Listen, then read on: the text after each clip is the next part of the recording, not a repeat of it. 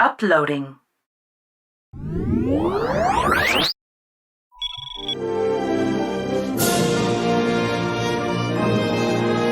you think of Starfleet vessels, one is reminded of the Constitution Class or the Sovereign Class, maybe even an Oberth. There are several kinds of ships that are well known to be of Starfleet design. However, one could be surprised to learn that literally dozens upon dozens of vessels exist in the universe that we barely get to see, if they are seen at all.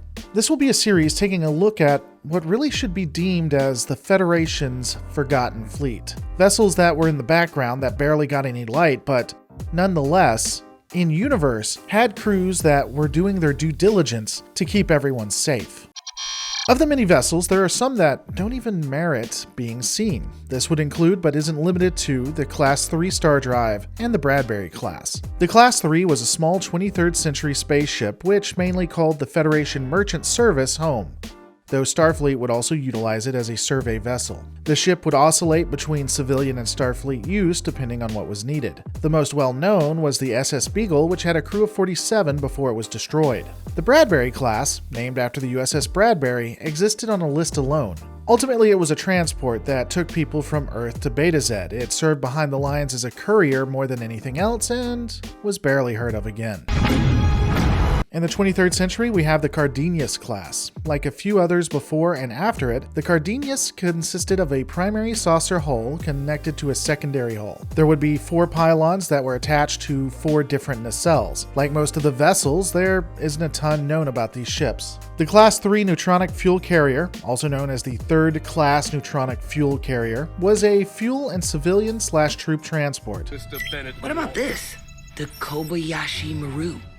An advanced academy training module designed to test the greatest captain Starfleet has to offer. The real claim to fame for this class was its use as the USS Kobayashi Maru. The vessel had an odd construction compared to other Federation and Starfleet designs, with the primary hull attached to 2 lower sections that were probably used to store the fuel, and 2 nacelles attached on top via a pylon. The Woden, listed in Starfleet Registry as an old-style ore freighter converted to automation. No crew.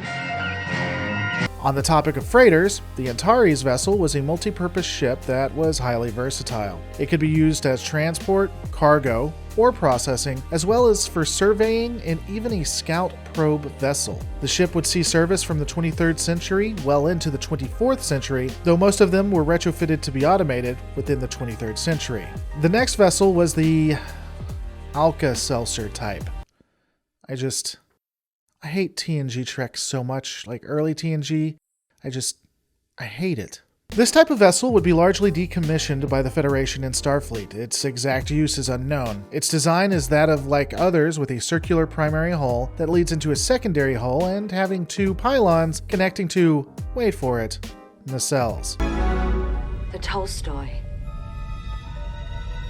The Cheyenne is another ship that would utilize 4 nacelles. Like the others, it would have a circular primary saucer section that led into a secondary section and had 4 pylons. The only one of note is the USS Hawaii, which was destroyed at the Battle of Wolf 359 in the 24th century. Also a victim of the Wolf 359 massacre, the Freedom Class was around during the 23rd and served into the 24th century. Unlike all other designs, and against the very logic of the science in the universe itself, the Freedom Class only had 1 nacelle and yet was able to travel at warp. The ship design included a saucer section that connected directly to a warp nacelle. A warp nacelle that suspiciously looked a lot like the Galaxy class, like someone was reusing pieces to kit bash different models together, so it looks like more ships were destroyed. The vessel would have at least 1 torpedo launcher, and the most known of these was the USS Firebrand.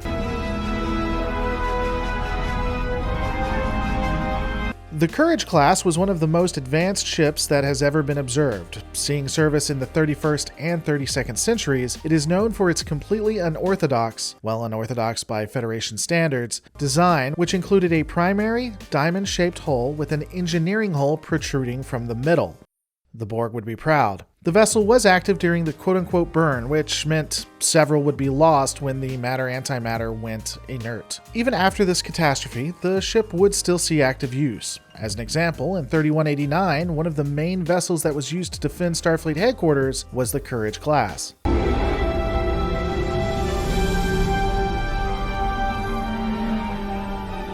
This leads us into the Angelou Class, which is basically a rainforest in space, I guess. The vessel had a torus-shaped primary hull and somewhat reminds me of an octopus. While you could see through the top of the vessel, during combat situations, it could become opaque and solidify defensive measures. As stated, these are only a few of the dozen vessels that exist. In later essays, I'll be breaking them all down and a lot more. Probably. I'm really trying this out as a way of getting my feet wet in vessels that don't have a lot of information. In all honesty, though, I do love that Star Trek has all of these ships in the background. It makes the universe more real. But that's just my opinion. What's yours? Let me know in the comments below. Don't forget to rate, subscribe, and I'll see you on the next Lore Reloaded.